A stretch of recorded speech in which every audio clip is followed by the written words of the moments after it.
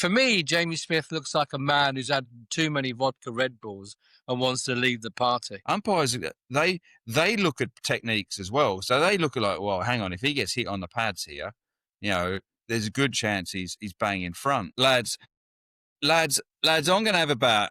I'm not going to run round. I'll just stand at first slip. Even though we don't need a first slip in limited overs cricket, I don't think he's quite in the greats categories yet. So the Australians probably are more likely to call him a great than the rest of the world. You can't tell me that this is an international cricketer who has learned something over the course of this Ashes series. Yet he continues to be picked. Well, I think we've learned he's consistently inconsistent, and that's a worry when you're throwing him the new ball. If we had a Sri Lankan guest on the show, I think we might be here for quite a long time. But luckily, we've only got 12 in each of our names.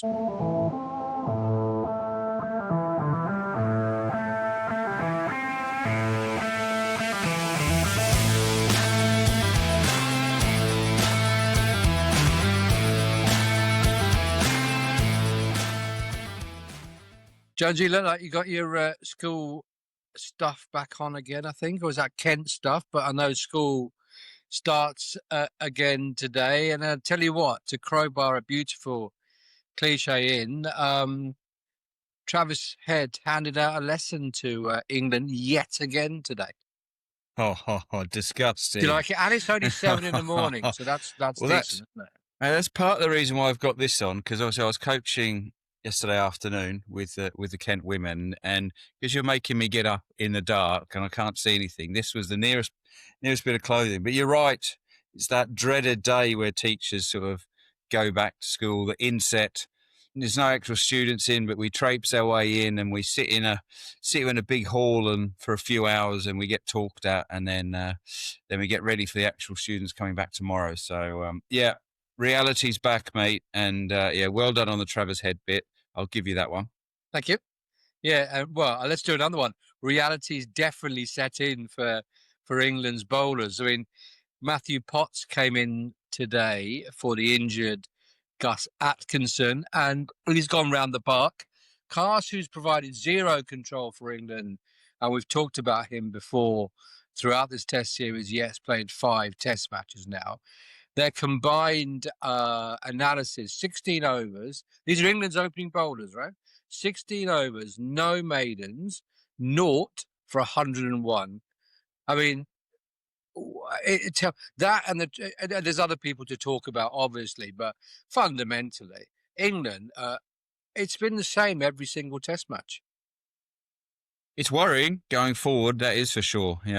It was highlighted the fragility of our attack. They're exciting, but then there's 3 of them aren't there now because they're off injured, and it's showing how much or how crucial they were. And so the backup bowlers, it sounds harsh to call them that, but let's call them the backup bowlers, aren't doing it. And with the new ball in Australia, it's talked about so much how important that is. And if you're, if combined, you're going for over 100 in 16. It's not good enough, but I'll defend them a bit. Travis Head looks one of the most awkward customers to bowl to.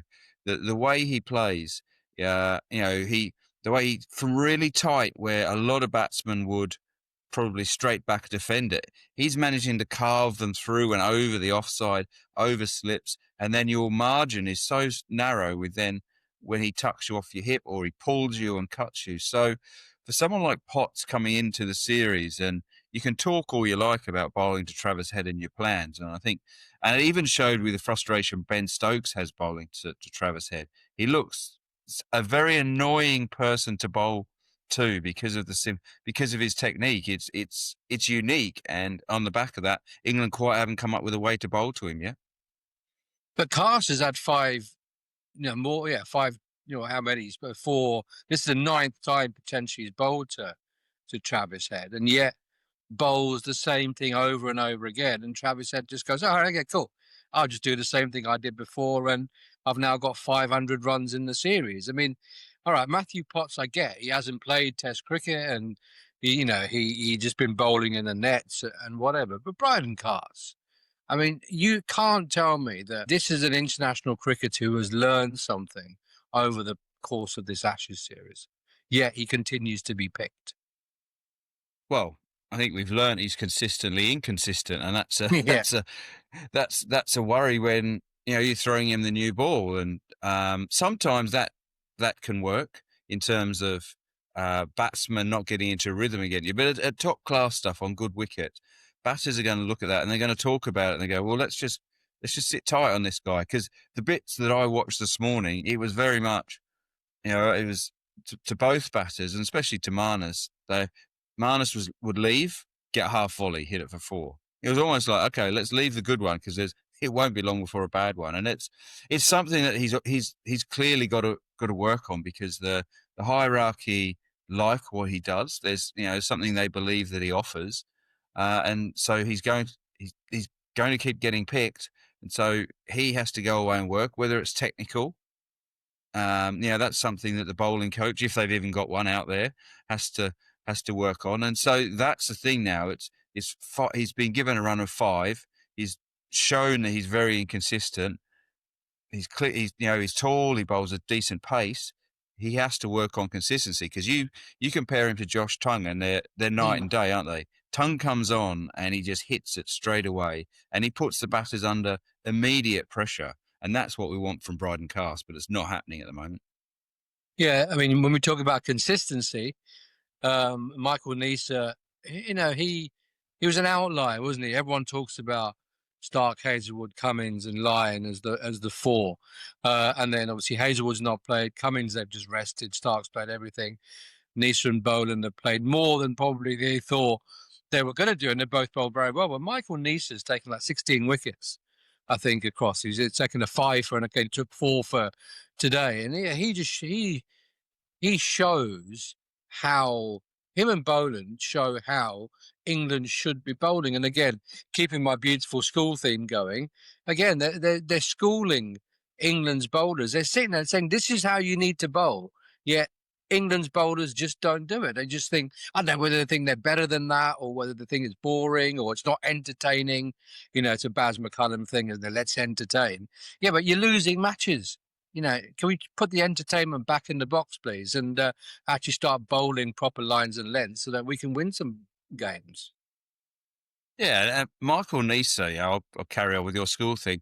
His sort of learning ground, his revision, as we know, a lot of students around the country are going to be sort of a bit nervous as they're preparing for their mock exams, and so as a teacher, you'd be battering onto them about, have you done your revision? Well, Michael Neser's revision in Shield cricket has been outstanding. He's been consistent. He's bashed down the door to be selected for years and years now, and because of on the back of what he does, he's just consistent. He does it over and over and over, and it comes back to us looking at our promoting our bowlers very quickly out of county cricket before they've sort of really learnt their craft and honed their craft in over and over and over, ball after ball, and shown season after season that they could do it. It's the nature of it. Whether or not it's not enough of these high quality bowlers in county cricket, I'd argue there is probably bowlers out there, but not what the current group are wanting.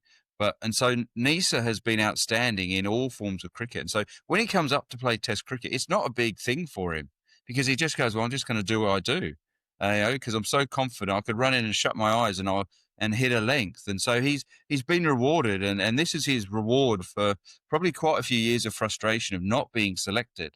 So he's now showing them, and he's actually put his hand up and said, this is why people have been saying you should have been picking me for the last 5-6+ years, because this is what I do. And so Australia are in a very good place with those bowlers, knowing that they can bring in these Michael Nesers and guys who they've got utmost trust in. But maybe they're not in their first thoughts when they've got all their bowlers available. But if something goes wrong, we're absolutely confident in what's coming in. England, a complete opposite. If it's not quite going right, it's going to be back to square one. Who are our best bowlers for the first test of the summer? Travis Head and Marnus Labuschagne. Marnus has played an interesting part in this match today. We'll come on to Jamie Smith in a minute. Close of play, Australia 166 for 2 after England reached 384 all out. Shy, you would think, of a decent score given they were 211 for 3 overnight. Travis Head is in the 90s. Marner's got 48, I think, something like that. But the one person who we talk about England's failures a lot, right? But Jake Weatherall, you know, again, another dismissal where he hasn't massively troubled the scorers. You said in a pod a while ago, so it's like you played international cricket, mate. You seem to know what you're talking about. That his head falls over to the offside, but you know, bowlers duck it in, LBW candidate every single time, and that's what happened today. International bowlers will know this now. Do you think his Test career is in jeopardy? I think there's definitely going to be questions over it. He's earned his right to play. Australia don't pick people out of left field. You know, you have to traditionally earn your stripes in Shield cricket, and he's done that, and he's come and he's persevered. He's had times where he's really struggled, and there's been quite a bit in the press about that. And so he's come through that, and he's getting his opportunity. And this is what happens as a cricketer. You do well, you get your success, and then especially when you step up a level. So you're stepping up to Test cricket. And then all of a sudden, you've got these bowlers who are fractionally quicker, better at putting the ball in the right place more often.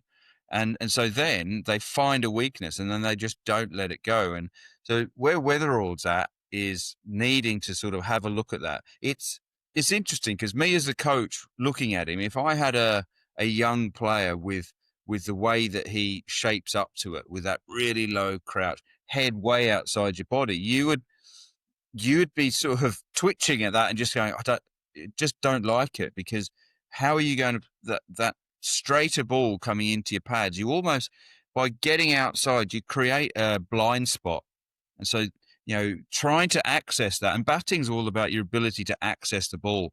And with Weatherall's setup currently, he's got a zone which he's making it really hard to access the ball consistently. And that is, and unfortunately for him, it's a dismissal mode, hitting his pads in front of the stumps as LBW. And the other thing is, umpires are going to see that as well. Umpires, they look at techniques as well. So they look at like, well, hang on, if he gets hit on the pads here, there's a good chance he's bang in front. And so he does have some work to do. So I'm not sure when Australia's next test is, but usually they have a big break after this Christmas period test matches. They usually don't play again till November. So let's call it 11 months. Yeah.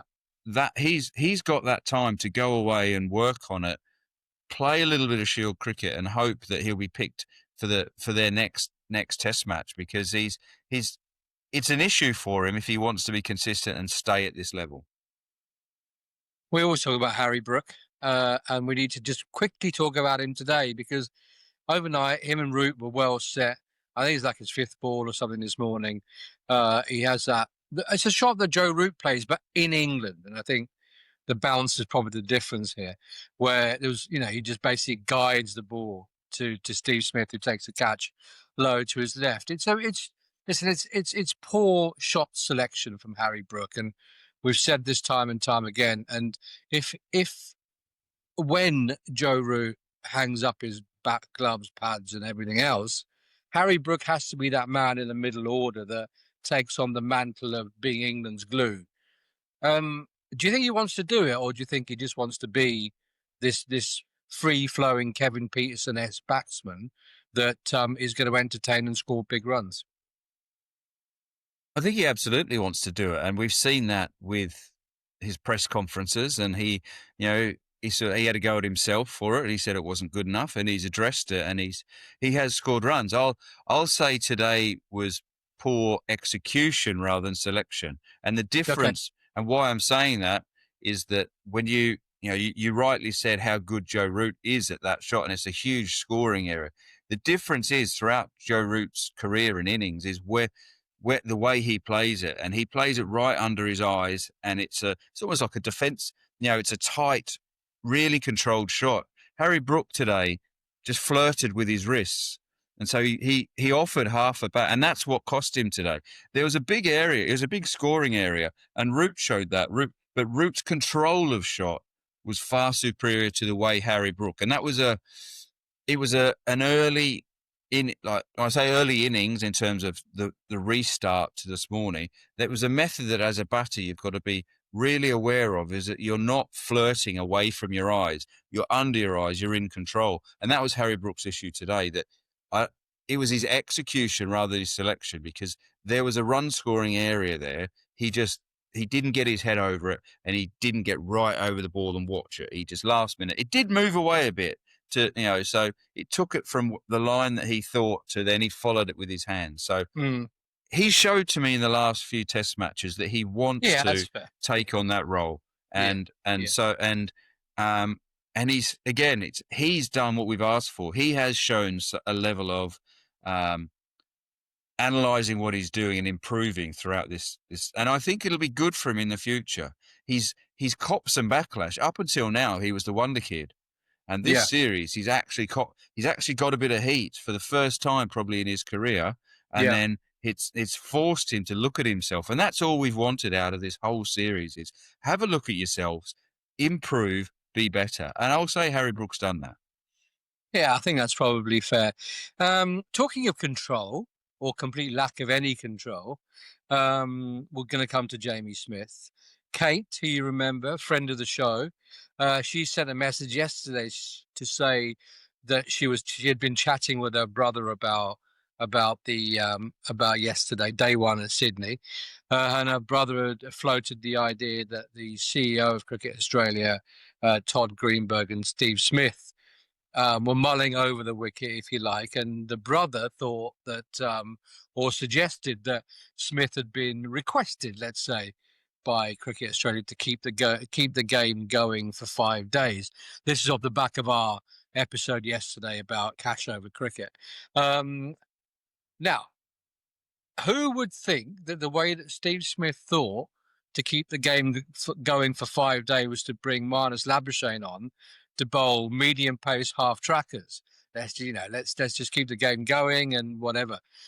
And then Jamie Smith, who'd already been out on 22 off a no ball, decides to fall into the trap with one of the worst shots you're probably going to see in Test cricket.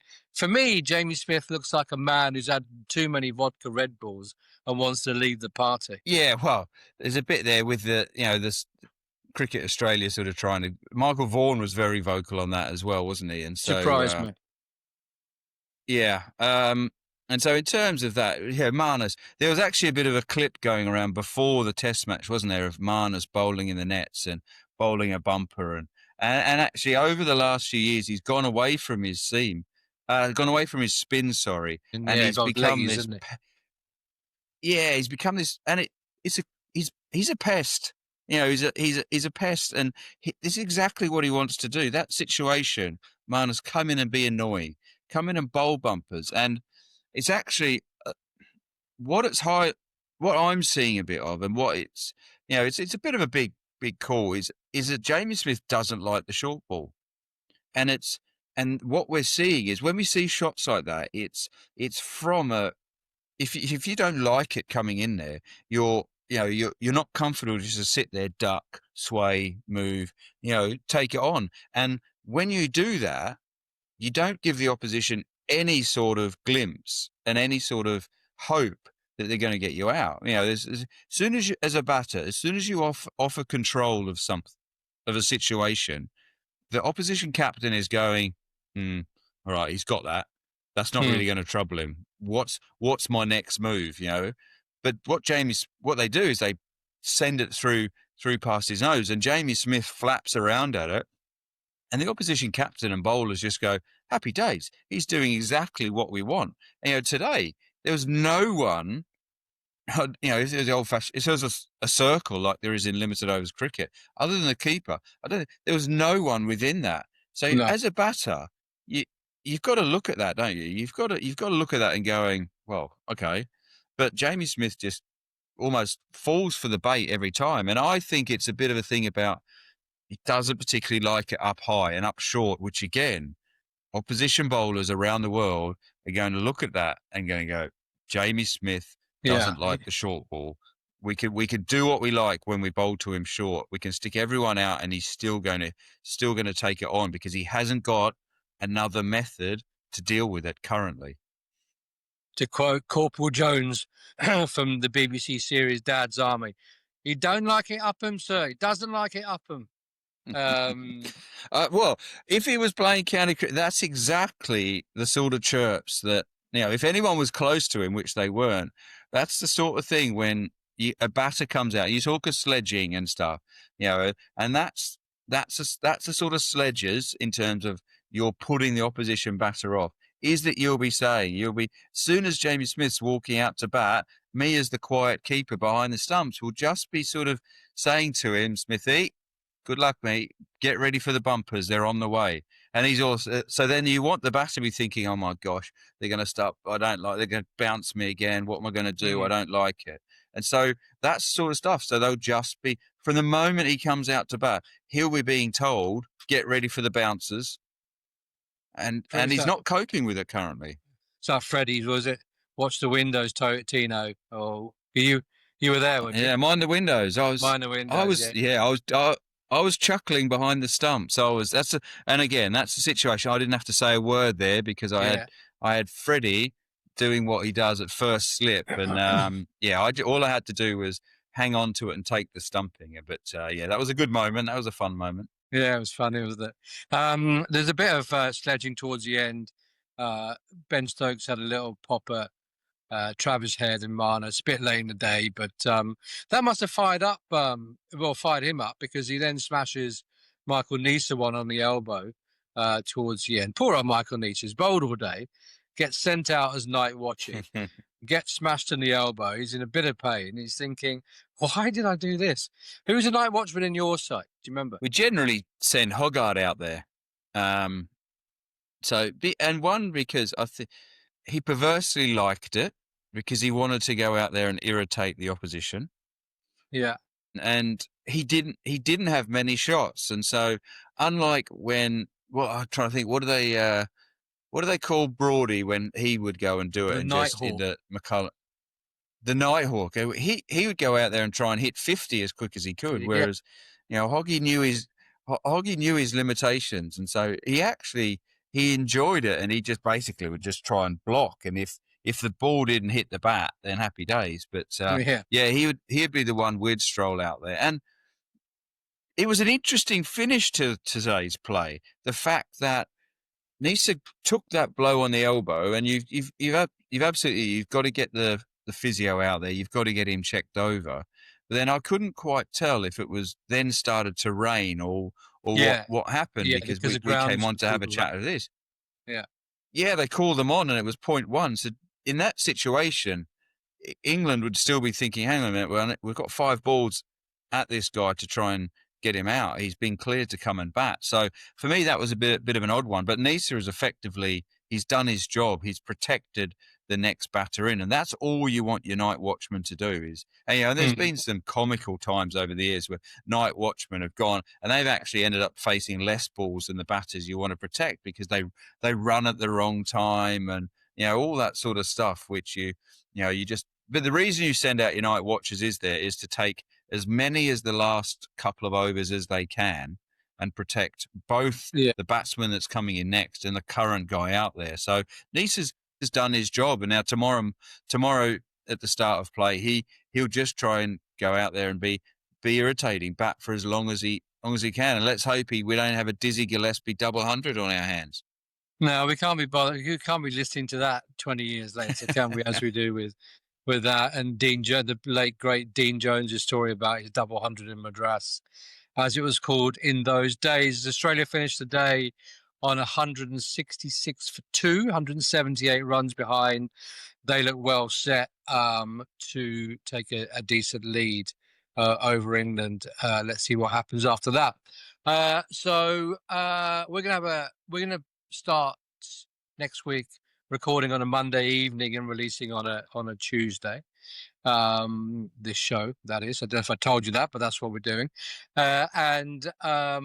We're going to start for the Q&A show. As I said yesterday, we've had hundreds of comments come in, but if you've got any burning questions about this, about cricket in general, questions for Jonesy, for example, that picture behind him of him diving forwards and slightly to his left to catch Michael Kasparovich, Did he know that Casper actually had taken his hand off the bat, for example, and technically it wasn't out? Jones is going to say, look in the scorebook, but ask him that. And any other interesting cricket questions, send us in as comments to this show, and we will go through them and compile a Q&A show for Monday.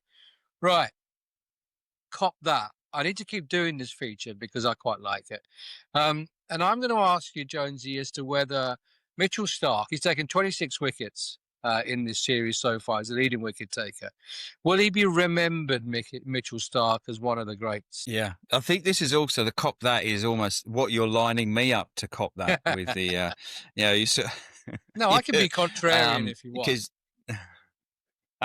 no, well, I can see why you're saying it, because up until now he's a bowler that he's played a lot of cricket and has success, but he's one that you'd look at, and he's almost, his stats have snuck up. You know, the way he's performed in this series, and as he's getting older, he's more consistent, and he's showing himself to be why he's selected. Whereas early on, I think he was one of those ones where, you know, they weren't quite sure about him. But fair play to him. He's one that is just, you know, he's improved with age, and his consistency in terms of his lines and length, so I think have got a lot better. He has learnt, so there's a lot of talk of the wobble ball that he's introduced to his bowling. Because rather than just, so for me, left armers they're a bit of a golden ticket. You know, in your team as a captain, if you've got a left armer, you've almost think, well, I've got something really special here, because a left armer that is good at swinging the ball back and attacking the stumps can get you free wickets, and that's what Stark's been very good at. You know, he's shown that ability. But if it's not swinging, it's then what do you do? And that's where he's developed that. So I think the reason he's got, you know, gathered this huge momentum of wickets over the last sort of 5 or so years is because he's learned, he's matured, and he's introduced other balls which have added to his wicket taking armory. And so that's it. And he bats well. So he's, you know, for Australia, his batting's been really good for them. So I don't think he can you be remembered as very good and not, but, you know, I don't think he's quite in the greats categories yet. Probably in Australian cricket, he's leaning towards it more than world cricket. So the Australians are more likely to call him a great than the rest of the world. He's 14th on the list at the moment of the greatest, the bowlers, you know, Murray and Shane Warner at the top of that. He's taken 428 test wickets, scored like 2,500 test runs, something on those lines. He's definitely a performer, and he's a performer in the Ashes. You know, he's taken 124 Ashes wickets and scored 750 runs. So quite a high proportion, if you like, of his performances have come in the Ashes. They've come with the pink ball, where he is the expert. But do you think his white ball performances have a positive impact on the way that he's perceived as a Test match cricketer? Yeah, absolutely. And because for a little while there, that's what he was. You know, Mitchell Starc with the white ball was what, you know, those Yorkers and swinging it up front, and that's probably the knock-on effect. He's taken the confidence from the white ball and introduced it more and more into red ball cricket. And so, you know, the success he's had there is, you know, over IPL, learning skills over there. So, you know, that's something which English players that have gone to the IPL, mainly batters that have come back and have said how good that experience is for playing against the best in the world and learning from it. Mitchell Starc's been over there and done that and introduced it. So he's one who has taken the transition from white ball cricket and really added it to his red ball game, I would say. And that's why, you know, we're seeing what he's producing. And it'll be interesting, how long will he keep going, because he's not the youngest. He's 35 now, yeah. Yeah, you want this 50-year-old cricketer. Maybe if they keep playing pink balls, they'll just wheel him out for pink ball cricket, and that will do. You talk about the IPL. Only 160 of his wickets have come overseas. He's definitely a bowler for Australian conditions, because I think, you know, if you've got a low a low dusty one in Chennai, or a seamy one at the Oval, let's say, or Headingley, where it's flat. He's not going to get the breakthrough that a captain wants, I don't think. And he's definitely a bowler for Australian conditions, which is why I asked the question. Really, his stats are great, right? 14th on the list of all-time bowlers. In fact, I think he's very close to 12. I think it's like 3 or 4 wickets or something in the second England innings. So let's see. I think it's an interesting one, isn't it? He's like a horse. He's like a horse in the Gold Cup at Cheltenham. He's lagging, and then just makes a shoot to the line, and he's in the places. But I don't think he'll be considered one of the world's greats, but he's certainly a very good bowler. Right. Subscriber call. That's the bit I do next. And Jonesy's starting to shake his head because we know what's happening after that. It would help us immensely if you could subscribe to @Sanjay Murthy Cricket on YouTube and Close of Play on Spotify and Apple, whatever you want. It helps us to just get our unique view of cricket out to more people. It will help us to get better guests and create a better product for you guys to listen to. So if you do that, that would be excellent. And also do it because you want to see if I can claw back my 2-point deficit now in true or false. You ready? I've got another quiz for you today as well, as you know. So we're going to go into that after this. It's like a quiz ending. I like a quiz. Got to say, you may have noticed this so far. I'm not sure. Right, you ready? Yes, yes. mate. It was 1948. This is 1921. Okay.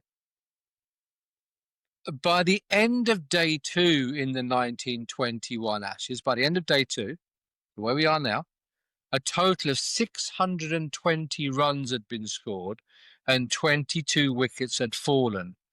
Bazball started 100 years ago. Is this true or false? I.e., 620 runs and 22 wickets had fallen. True or false? As we saw yesterday from your it's quite extraordinary. Go on. It's quite extraordinary if it did. It'd be some well, entertaining. That's the thing, isn't it? Did it? That's the whole point, mate.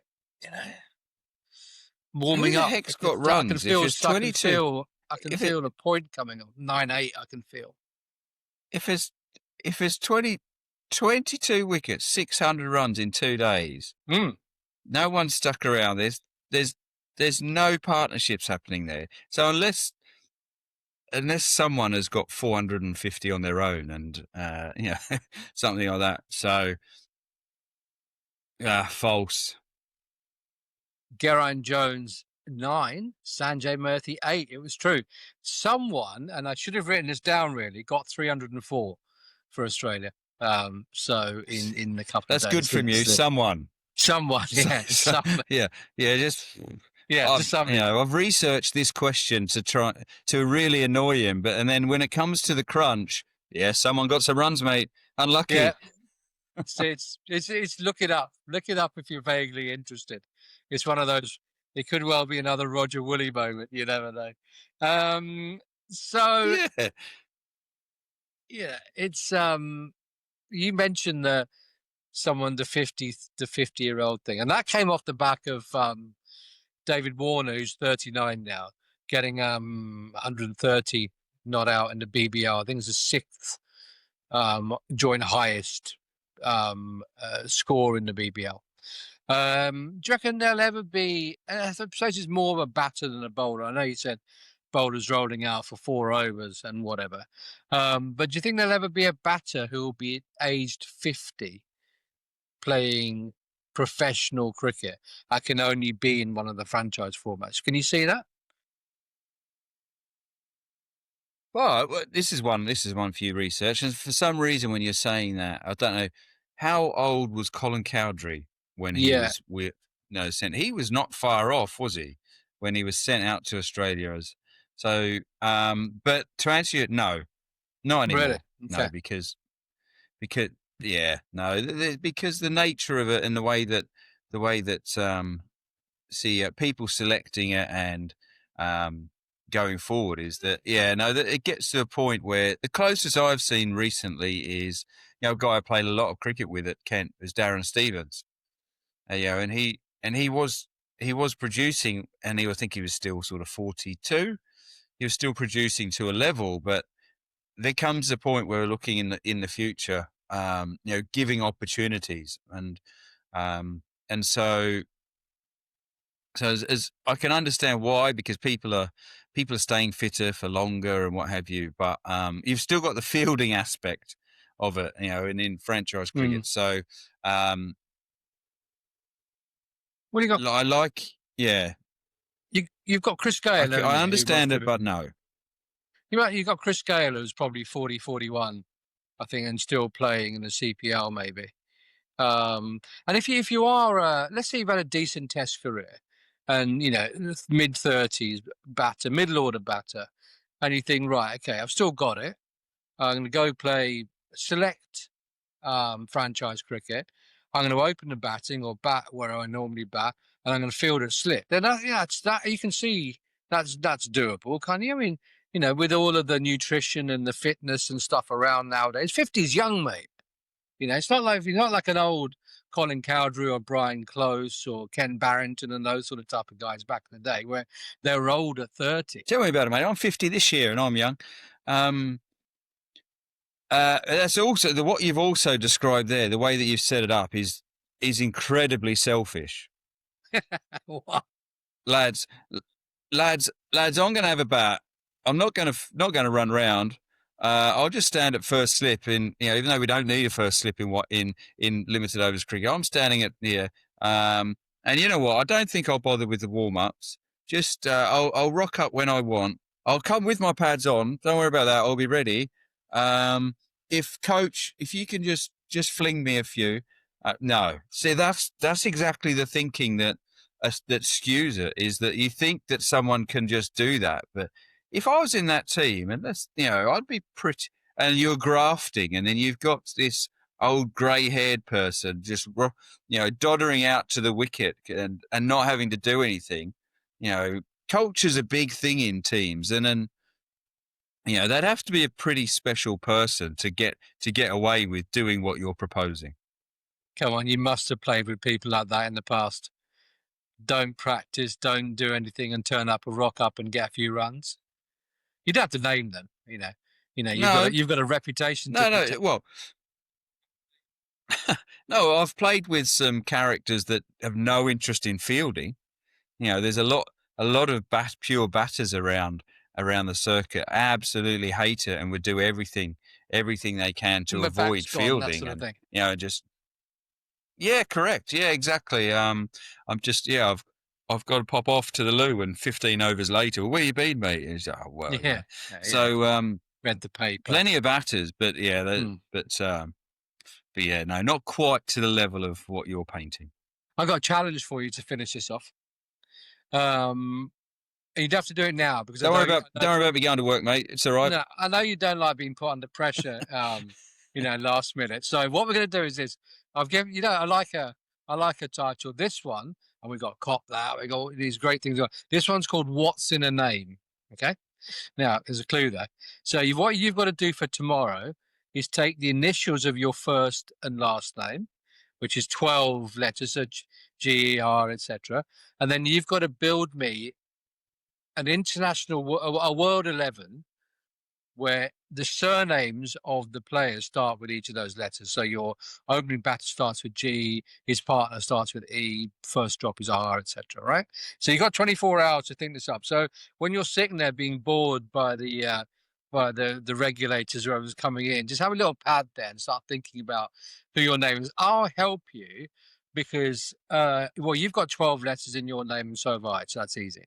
If we had a Sri Lankan guest on the show, I think we might be here for quite a long time, but luckily we've only got 12 in each of our names. So my 11 that you've got to beat tomorrow, I was trying to think whether we can ask people. We'll do it tomorrow.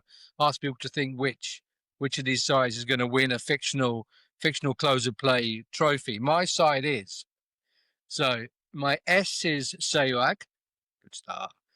My captain and the A and his fellow opening bat is Michael Atherton. So let's say this is a 50-over match, right? So Sehwag, Atherton, Paul Nixon is my wicketkeeper. He's going to thrash it about a bit, coming in at 3. Mahela Jayawardene at 4. Jimmy Adams at 5. Yunus Khan at 6. Mitch Marsh at 7, giving me a bit of everything from the Bison. Umar Gul at 8. Rabada at 9. Jeff Thompson at 11. Rangath Herath at 10. Tomo's at 10. Herath at 11.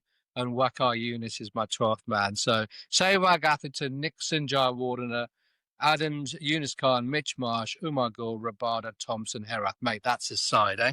Look how well I've done there. You got your side's going to have no chance of it. Yeah. You know, you've got to put your thinking that's cap on. probably what you've been lining up. Exactly. You've been sitting in your old man smoking chair there with your pipe and your slippers on, and you're thinking, how can what's my next method of stuffing Jonesy here? I know. I've got, okay, I've already worked this out. This is, what have I looked? What's he got to play with?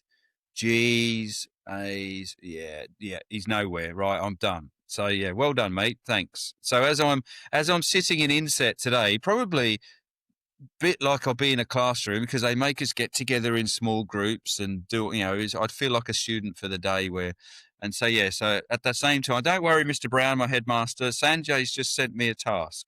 Maybe I could do as a group task for everyone. If you could, yeah. He said, well, there you go. There's something. All right, if you can't think for your own, get some of your fellow school teachers to do that as well. The kids will be most proud. You'll have learned something. Right, so Australia resume in the morning, 178 runs behind, with Travis Head well set, Nightwatchmen. But then they've got Smith, Khawaja to come in. I think what we're looking at here is England having to dig in hard second innings, you'd have thought, because Australia are going to post a decent score. Yeah, Australia will just aim to bat all day tomorrow. And like I say, you got the fact you got Smith sort of having the opportunity to watch Michael Neser play for a while and then come out on a wicket that's flat, not doing much. So England needs some early wickets. If they get some early wickets, they can still put themselves in a position of control, because don't forget they've got the opportunity to bat and set that total. Australia will be batting last on a wicket, which, as you've said, the conspiracy theories have been happening with Cricket Australia. It's going to be forced to go 5 days. So if it's 5 days on this wicket, Steve Smith said at the start he thinks there's some cracks below the grass that were there that are going to open up. So that's what England have got to look at is, okay, this is playing the long game a bit.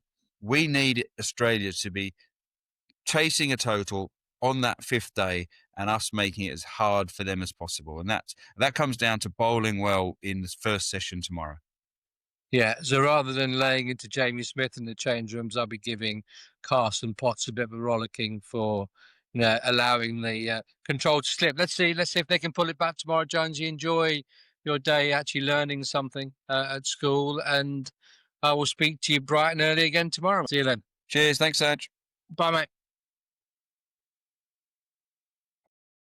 Thank you for all of your support for the work that we do here at Close of Play. But to help us, if you could subscribe to Close of Play on Spotify and Apple Podcasts, and also at Sanjay Murthy Cricket on YouTube, it'll help us. We can get more content out there, get more guests, and keep bringing you our, let's hope, unique views on the game that we all love.